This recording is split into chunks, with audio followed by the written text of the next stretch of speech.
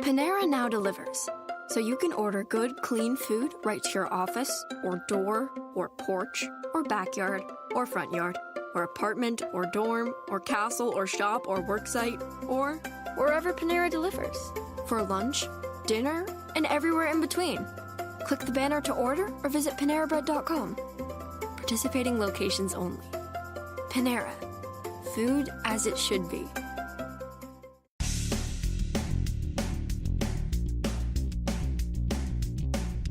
This is episode 1078 of No BS Job Search Advice. I'm your host, Jeff Altman, the Big Game Hunter. I'm called the Big Game Hunter. It stems from my time when I did recruiting because I used to hunt down leaders and staff for organizations and did it for more than 40 years. Now I coach people into new roles, which means I'm not out there being paid by an employer to find people. Remember, recruiters don't work for you because you're not paying them anything. They work for an employer that's there trying to get them to find someone for them. So now I coach. I help you perform at an elite level throughout your job search. And today's show involves talking with you about reinventing your career, particularly as an older worker. Hope you find this helpful. Please give it 5 stars in Apple Music. It does help other people find the show. And I want to remind you about my classes on Skillshare. They are free, and if you join the site, because there are thousands of classes there where you and your family can learn stuff, well, there's 2 free months available to you if you use the link in the show notes. And now, let's get going. This is a video that's designed to talk about reinventing your career. And it's geared toward older workers. Now, I'll start by saying, for you as individuals, a lot of you have opinions about the way job search is supposed to work.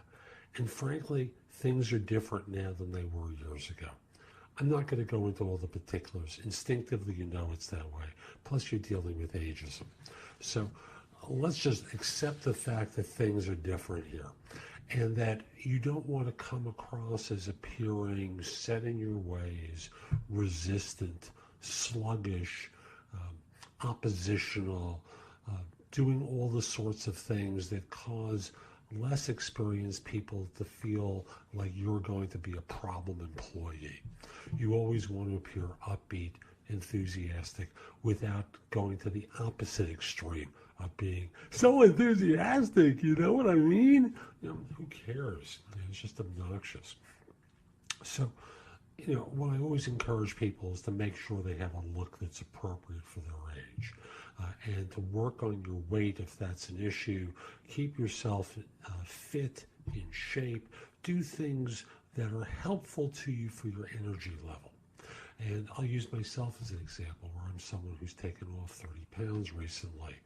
And I feel very different. I feel much more energy and alive. And the same may be true for you. It's hard work, but it's something that you need to do, and your clothes will fit better. So that's one thing right off the bat. Update your look, take off some weight. Second thing is start looking at inventory your skills. Like, what are your strengths professionally? What have you done? What are you capable of doing? But let's start looking at what you have actually done as the basis of the inventory. Create a couple of columns.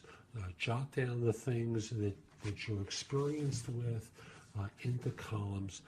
Lay it out as your strengths. Go job by job and indicate what you did, how long you went about doing it. Just so you're familiar with it and how recently it was as well. Then as you start to look for opportunities, start to match your skills with the outcomes that you achieved for your previous employers.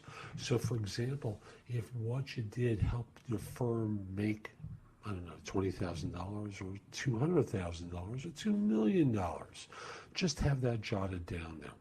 And as you start to write a resume, you start to write the resume with an eye toward outcomes and focus on your skills and outcomes that you achieve for previous employers, so that this way a new firm has a sense of what you might be able to do for them. And that's where you would go to next. You start to look for jobs that need your skills. Now, people will ask me chronological or functional resumes. I'll simply say that for those of you who have a consistent work history, stick with the chronological. If you're making a career change, or if you have a large gap like right now and you're returning to the workforce, go to functional. So that's the format, and I can explain my reasons in more detail, and I actually have in a previous video. So next thing is you're going to get interviews, and you're going to need to practice, not when you get the invitation for the interview, because that's going to come in the form of a phone interview initially, and you're going to need to be prepared to answer the phone and deliver the goods.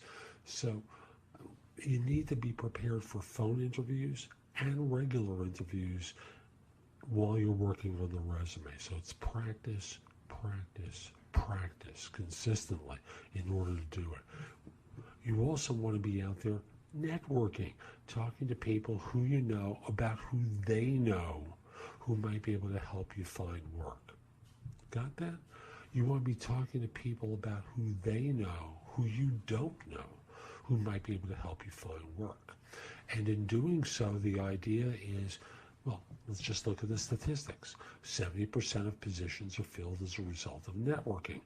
Almost half of those, 70% of the 70%, 49%, are filled as a result of introductions to people that you didn't know at the beginning of your job search. You've got to be out there talking to folks. So network. If you're out of work, you have to immediately start managing your money. You can't be spending more than you have. You won't have any financial staying power. You need to get out and about and talking to people. Lastly, I want to suggest if you can find a support group to help you with your search, a networking group to help you with your search, a coach to help you with your search, get support. You don't know what you don't know, and the result winds up being that you're going to make tragic mistakes that are going to cost you opportunities unless you have input from people. Experienced people, people who know what they're doing around job search. I always discourage people to avoid asking friends or family or former managers for advice, because often these are well-meaning but as ignorant as you are. But they speak with certainty because they got a job once or twice or 5 times, or they hired some people in the past. But from my experience, hiring managers are often the worst job hunters because they think everyone does it the way they do, and then they learn the hard way that it's completely different. So that's today's show. I hope you found it helpful. If you did, here are a few ways to engage with me. First of all, I just want to start by saying that I no longer do recruiting. I coach people to perform at a high level.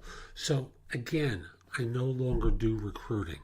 But if you visit my website, which is thebiggamehunter.us, and look at the tabs on the top, you'll see a menu of choices available to you.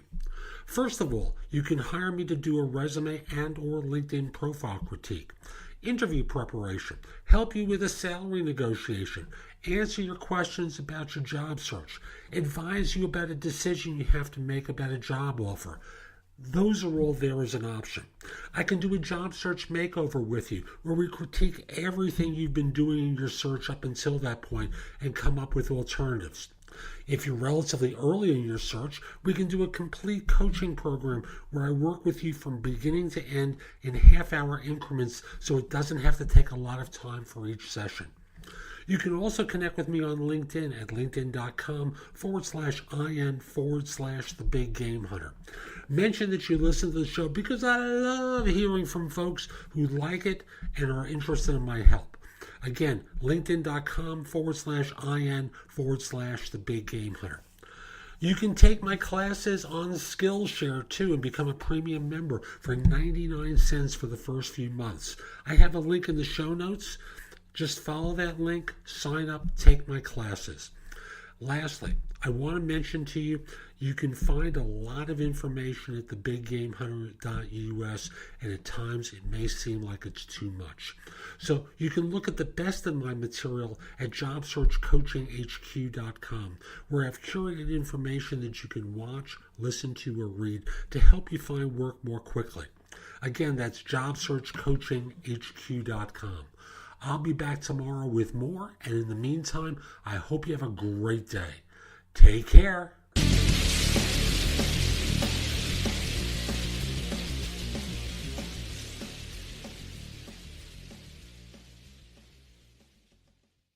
We only have 30 seconds to describe the newest specialty flavor in the Signature Crafted Recipes collection by McDonald's, Garlic White Cheddar. It starts with crispy, juicy, and delicious buttermilk chicken, layered with a dramatic drizzle of delicious, delectably creamy garlic aioli, a crunchy medley of crispy garlic chips, topped with a slice of melty white cheddar cheese, finished with iceberg lettuce and a juicy tomato slice all between a soft warm artisan roll. Luckily, you can take all the time you need to savor it. And don't forget to make time to savor our other Signature Crafted recipes, pico guacamole and sweet barbecue bacon. At participating McDonald's for a limited time. Panera now delivers, so you can order good, clean food right to your office, or door, or porch, or backyard, or front yard, or apartment, or dorm, or castle, or shop, or worksite, or wherever Panera delivers. For lunch, dinner, and everywhere in between. Click the banner to order or visit PaneraBread.com. Participating locations only. Panera. Food as it should be.